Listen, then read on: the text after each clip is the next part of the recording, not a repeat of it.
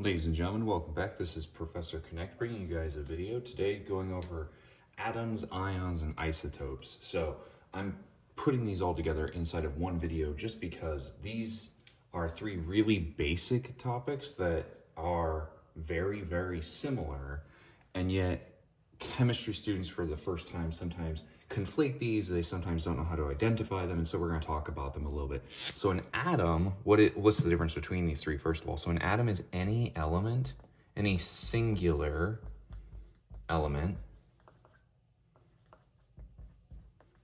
on the periodic table, meaning it's not with anything, it's just by itself. So it's any singular element on the periodic table. So for example, this could be any element that you see, right? This could be, this could be things like hydrogen, this could be things like carbon, this could be things like iron, Fe. So this could be any of those elements. An ion is an atom with an uneven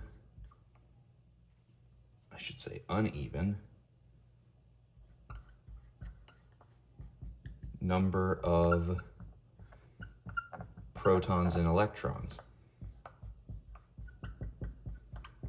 So you should note there are three parts to the atom: protons, neutrons, and electrons.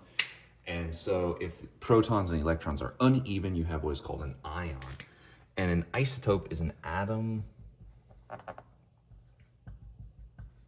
with a different, see, this one's challenging because there's not always a standard amount, but it's just an atom with a different amount of neutrons specifically. So one thing I always like to tell my students is protons within an atom can never change. Protons will always stay the same. Electrons can change, neutrons can change. If a proton changes, you change the atom. That is going to be true 99.9% of the time, unless some of you go into something like nuclear chemistry, which most students never really have to worry about. So we'll just say that it is true for the high school level all the time. So now, what the heck is this? Well, this is a way that I can actually help to identify different pieces and parts, and it helps me to build up some examples to help us identify atoms, ions, and isotopes.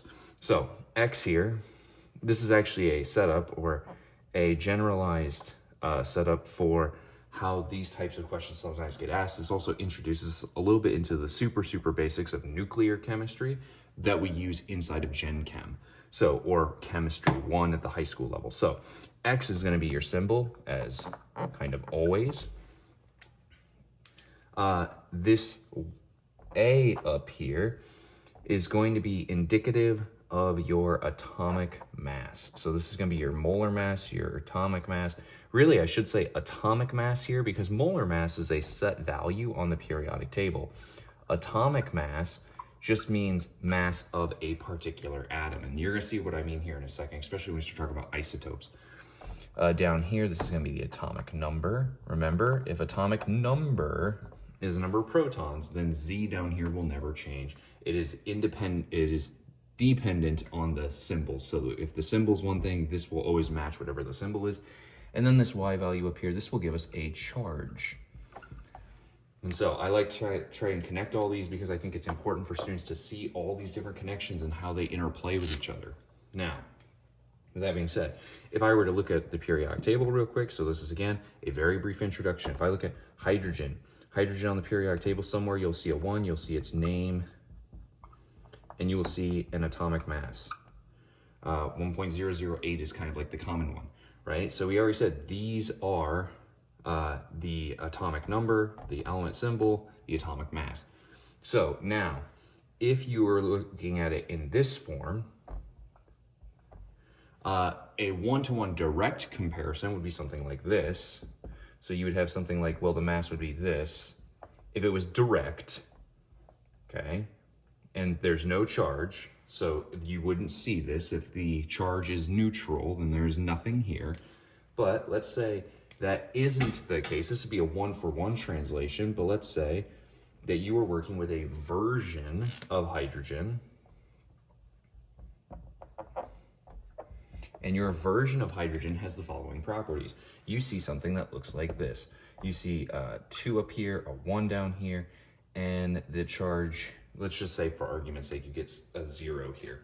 So what this setup will tell you is the number of protons, neutrons, and electrons. So what you will see here is protons, or P plus, is equal to 1, because that's this number down here. Neutrons, because the mass is here, and remember, mass is equal to protons plus neutrons. So if that's the case, if I have 1 proton and my atomic mass is 2, I will also have 1 neutron, because 1 plus 1 is 2. The number of electrons, here's where students will get confused. The charge is 0. If charge is 0,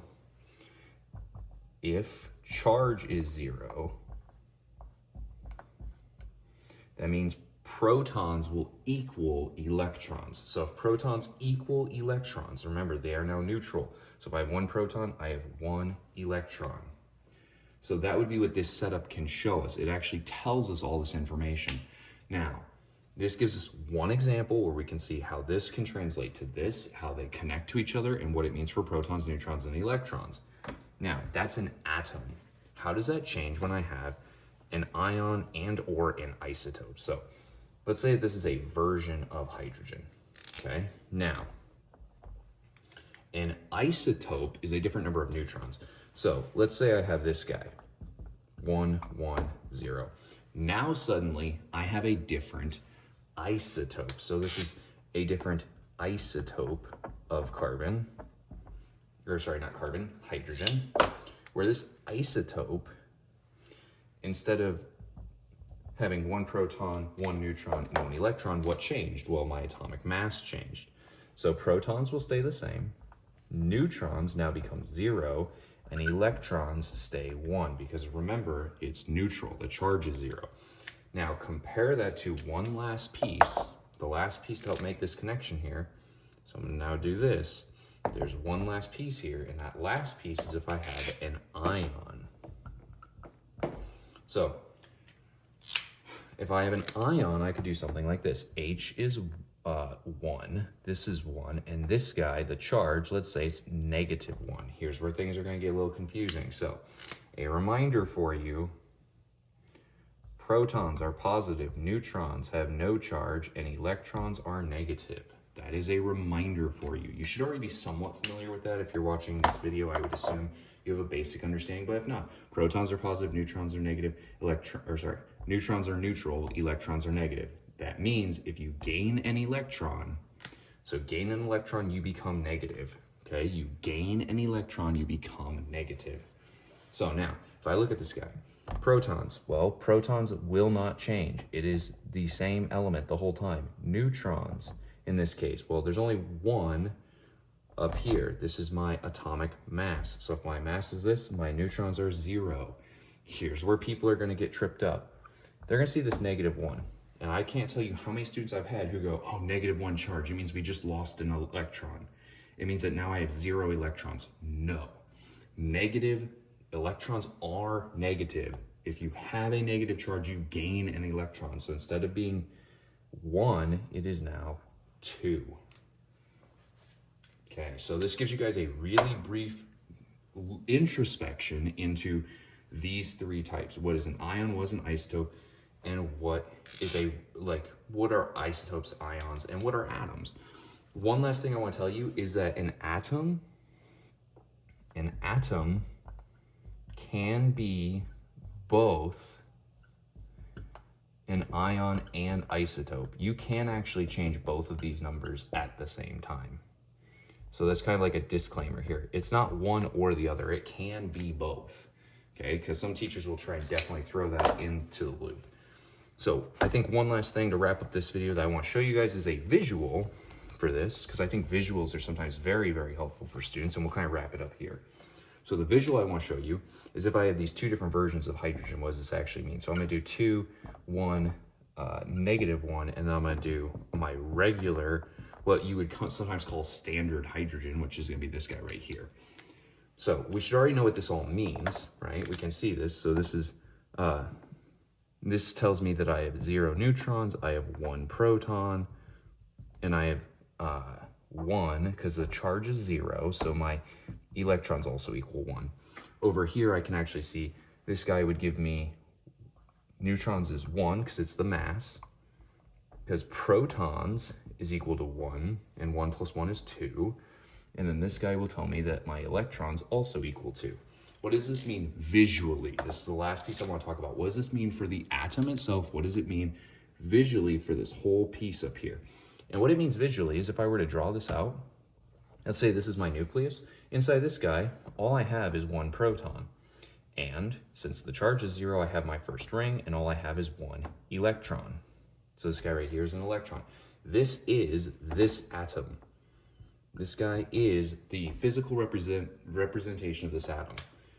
My proton in the middle, nothing else with it, and 1 electron. This guy down here, its representation is going to be a little different. For this guy, I have 1 proton, so I can label this guy P+. I have 1 neutron, also in the nucleus, because neutrons go inside of the nucleus. They will be touching. And then around those two, I have 2 electrons. So I'm gonna have 1 electron here, 1 electron here. This is not drawn to scale, it's just a visual. So this guy is my first electron, this guy is my second electron. And now I can visually see what the difference is, right? This is both an isotope and an ion. It is both, okay? So this is the difference between these two pieces, and it kind of is a nice little bow tie for all these different ideas. So this has been Professor Connect. I hope that this gives you guys a really good and brief introduction into atoms, isotopes, and ions. I hope if you guys have any questions, you leave them in the comments section down below, and I hope to see you guys in the next video.